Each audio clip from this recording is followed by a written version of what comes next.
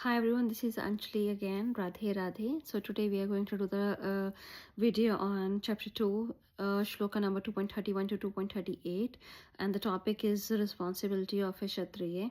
Okay, after I done half of the video, I realized that my camera is off, so I'm doing again.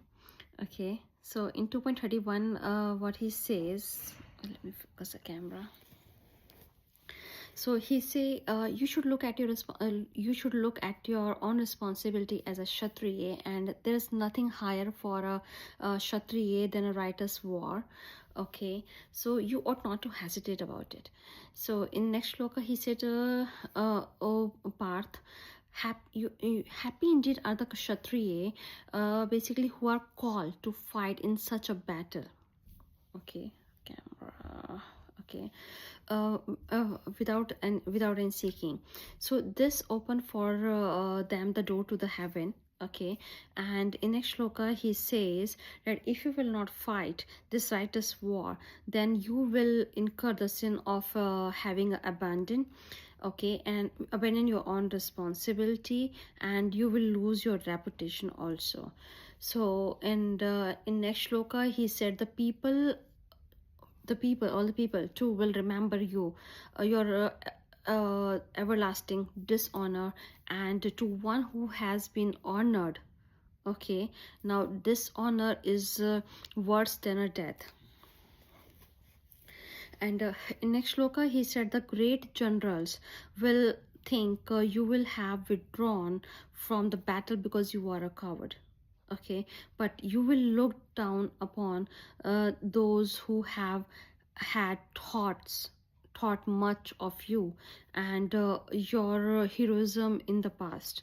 So in next shloka he said the many unspeakable words would be spoken by the your enemies. Okay, and relieving your power, and can there be anything more painful than this one? No, right?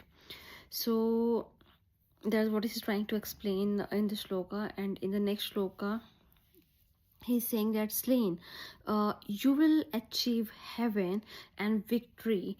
Okay, and you will enjoy the earth. And therefore, o son of Kunti, stand up and determine to the fight, determine to have this war. Okay, okay. So in the last shloka he said the pleasure and the pain, victory, the means victory and defeat, gain or loss, treat them all the same. Okay, so do a battle for the sake of a battle, not for and you shall not incur no losses, means you will shall incur no sin in that case. And so now I will explain you what he's trying to explain in this shlokas. So Krishna basically worked on Arjun at two different level. Okay, the one, he talked to Arjun at the super conscious the plane, educating him on what is ultimate truth. Okay, which we already learned before, that our souls are not perishable. Okay, and the second thing is he talk about Arjun about undying and indestructible spirit which lives on. So these 2 points he had talked about before. So Krishna is addressing Arjuna fear. Okay, and Krishna addressing Arjun basically a fear about killing his relatives. Okay, and what he considered to be as a end of the life for these people who's going to come in a war in front of him is just a one step in their journey basically. Okay, so Krishna explained to Arjun why from a society point of view he should not run away from the battlefield.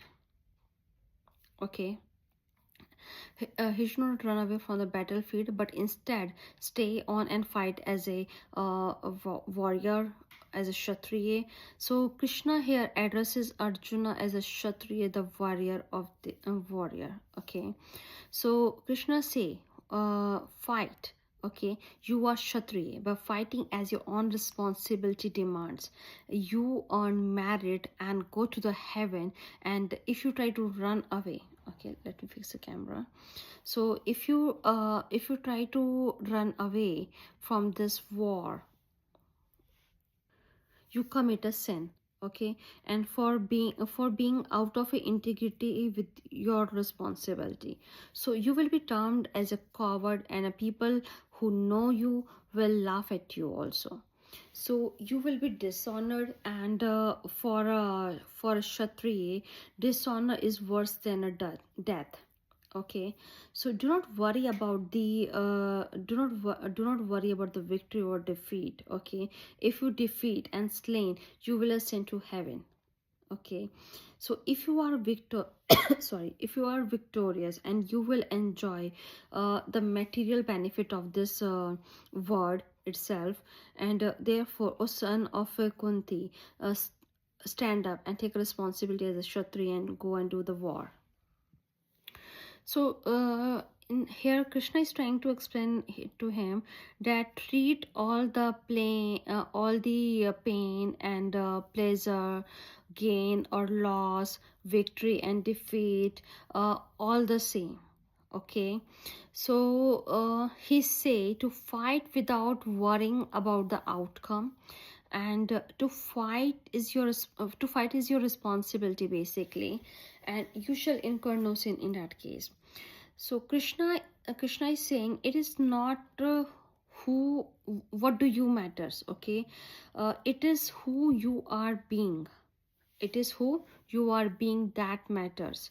So that's why he's trying to say to him that it is a space that matters, and whether you are being in a state of a complete, okay, or a incomplete, that matters. Okay,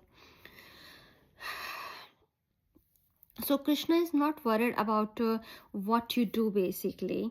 Okay, he's concerned about only what you are, who you are being.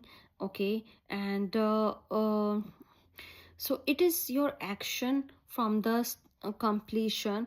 Okay, and if you are not if you are innocent of motives, whatever you do is right. But on the other hand, if you do is a motivated by a pattern, okay, by for example greed or a fear or a pain and a pleasure or a victory, so and defeat, what you can do nothing right in that case. Okay, so whatever you do for a gain is a sinful.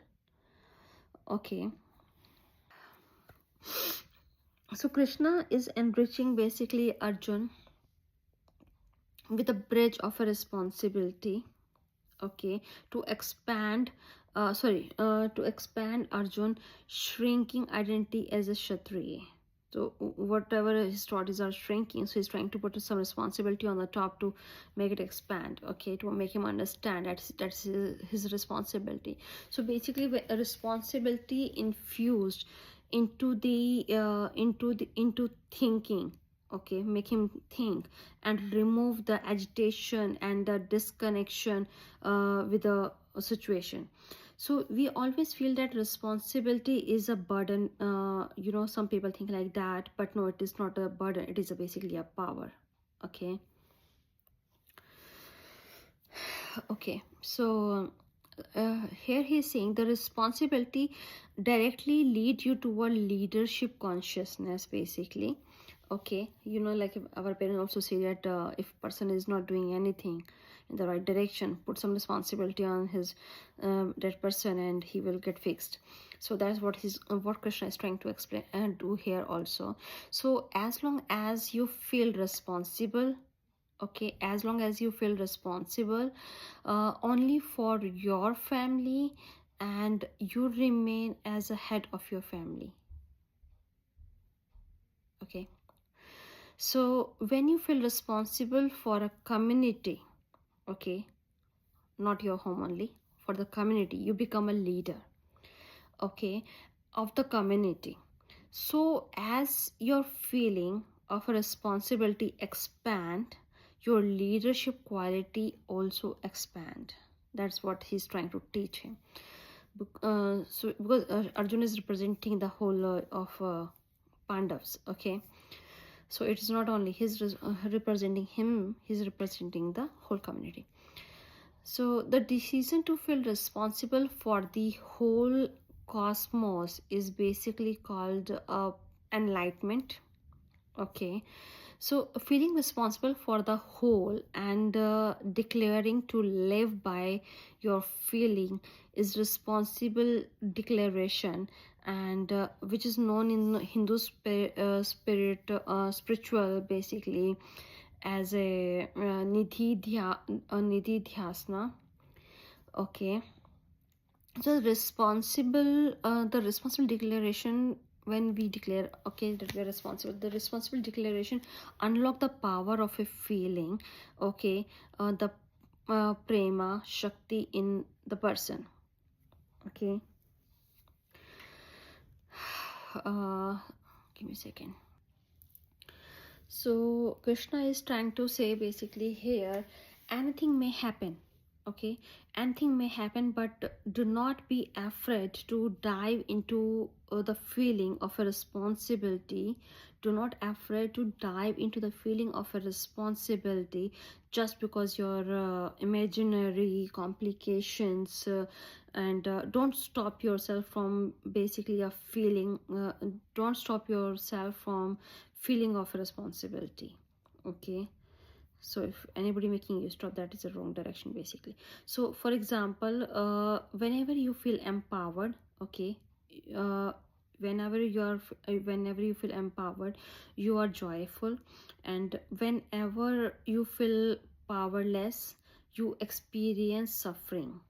Okay, so all your suffering, the pain, anger, guilt, and the jealousy, fear, frustration, and is nothing but a powerlessness experiencing in the different ways. Okay, okay. So Krishna is saying that when you feel responsible, okay, when you feel responsible of everything that happens in your life, okay, then you will feel that everything is joyful. Okay, and because nothing can make you powerless, so basically empower yourself with the responsibility and unlock the power of a feeling. Okay,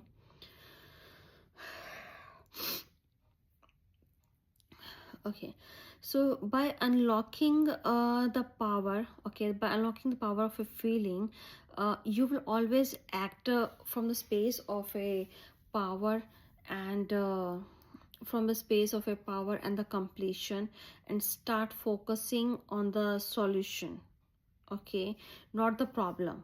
So without worrying about its outcome, that's what he's trying to make him do that right now. So he's unlocking the power of a feeling. So with responsibility, your inner space expand, okay, and open up the new possibilities, and you gain a higher control of your life. Okay, so the ultimately you raise yourself to the next level of success, and evolve into something new. Okay, that's what parents give us the responsibility. Okay, so so when so when you take responsibility to fulfill what other expect of you, okay, from you, and the whole cosmos express through you, okay, then what you can do better. So you will have extraordinary powers because it is directly serve and enriching others. Okay, means like for example you are chosen one, that's why you have so many skills and the leadership quality that you can help others. So it means you have special skills than other normal people, so like that way. So here Krishna is breaking the mold act, okay, without the fear and the greed, okay. So Krishna is not just giving him an instruction, just stand up and go into the war. No, he's trying to explain everything, that why you need to do and why you need to do, what you need to do, from which state of a mind. So he's trying to explain everything, not just giving the instruction. So he want him to take his own decision basically, not because Krishna is saying. So here Krishna is breaking the mold act without fear and the greed. And he said, do not worry, do not worry about the consequences, what will be the outcome, okay. So do not doubt yourself basically, and your action, what you are doing. So this is against all the society and the religion conditioning basically. Sorry, keep coming. Okay, so here Krishna is basically trying to say that the Krishna is not concerned about the practical and the society consequences of the Arjuna, okay, walking out of this battlefield, okay. So he's only concerned about what would do to Arjun inner self, okay. So he want uh, Arjun to reclaim his inner space, because right now he's in a state of a delusion or confusion. So he trying to make him out of that. So he want Arjuna to reclaim his inner space, which is occupied by the self-doubt, okay. That's what he's trying to do, okay. So just one more.